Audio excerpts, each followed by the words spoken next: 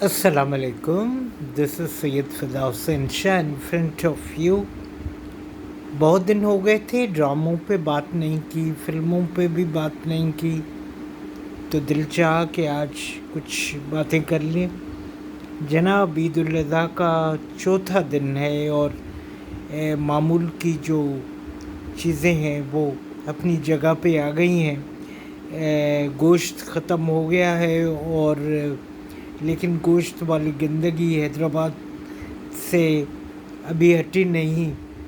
पंजाब में सुना है कि मरियम नवाज़ बहुत ज़बरदस्त काम कर रही हैं और सारी जो गंदगी है वो 3 दिनों में तीनों दिन वो गंदगी उठाई जा रही है।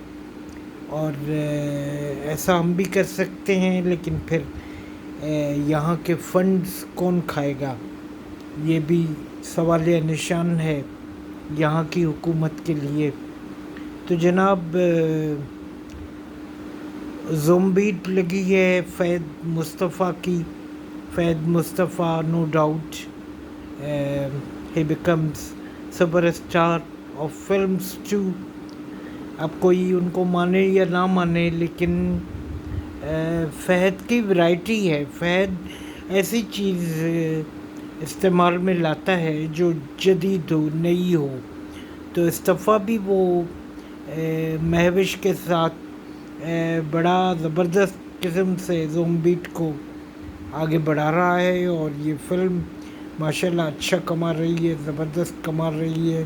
फरहान सईद और ममिया की film love the song Punjabi film है और इसमें भी इतना मज़ा है शायद कि, क्योंकि मैंने अभी देखी नहीं, तो इंटरव्यूज़ ट्रेलर्स जो आते हैं उनको देख के ये महसूस होता है कि फ़िल्म अच्छी है।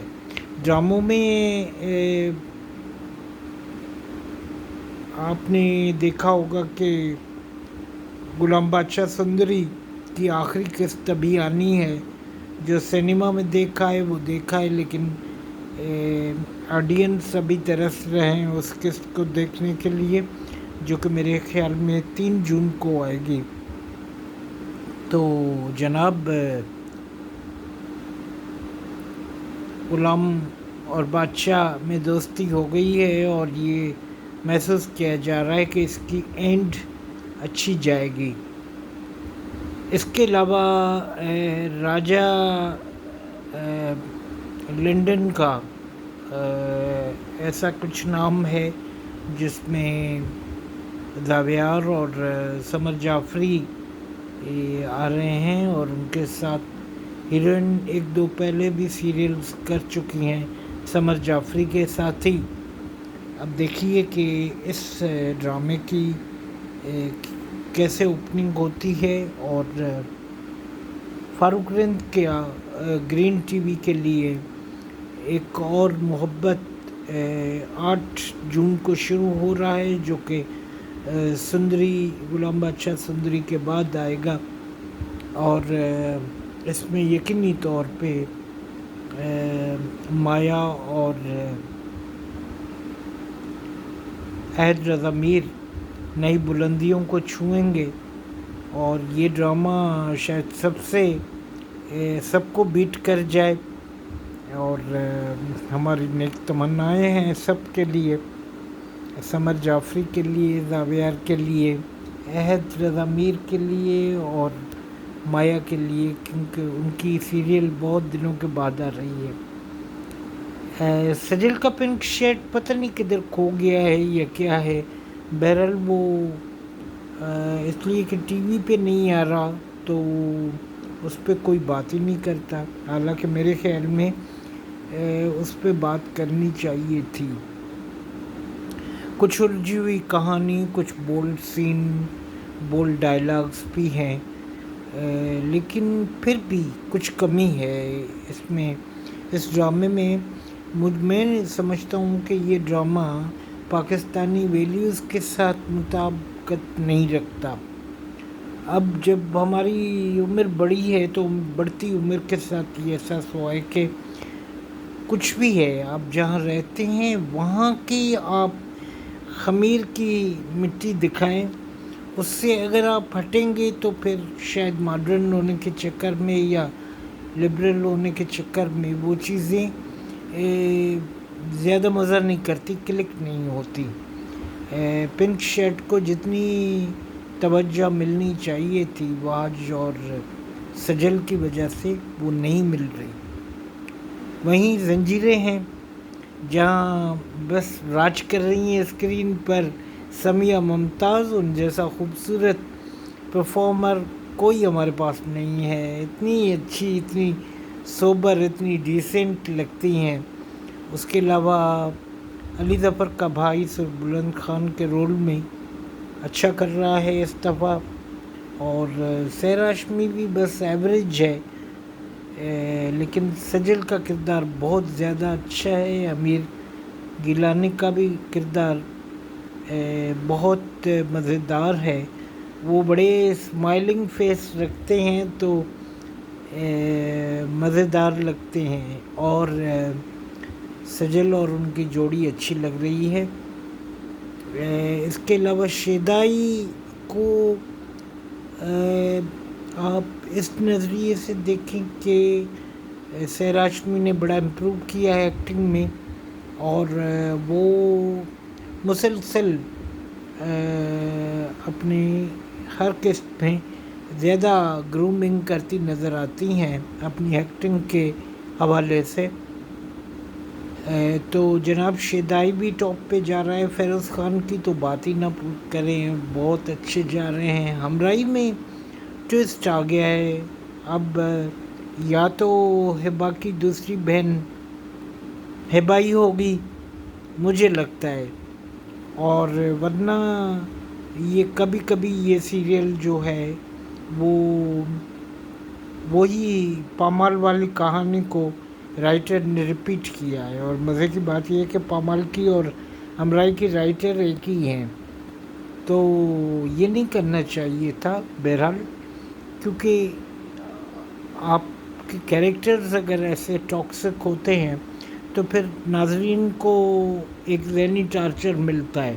وہ سوچتے ہیں ہم کیوں دیکھیں ایسے ڈرامہ یا ایسی فلم جس میں صرف رونا ہے اور تکلیف ہے، ڈسٹربنس ہے. بہرحال، اور جناب ڈاکٹر بہو اچھا ہے، لیکن پتہ نہیں اس میں بھی کوئی مثبت چیز ہے جو کہ آج کل کے زمانے میں اپلائیڈ نہیں ہوتی، خاص کر کے اس بہو پہ جو کہ ڈاکٹر ہے. تو یہ غیر روایتی چیزیں آ گئی ہیں ڈرامے میں، اور میں سمجھتا ہوں اس کا علاج ہونا چاہیے. تدارک اس کا یہ بھی ہو سکتا ہے کہ آپ ان چیزوں کو ہائی لائٹ کرنے کا مجھے مقصد پتہ نہیں تھا. ورکنگ وومن کے لیے ایک حد ہے، واقعی اس میں کوئی شک نہیں، پرابلمز بھی ان کو ہوتے ہیں، لیکن اس طرح کی ٹاکسک فیملی دے دینا ڈاکٹر بہو کو، تو دیٹ از ناٹ فیئر.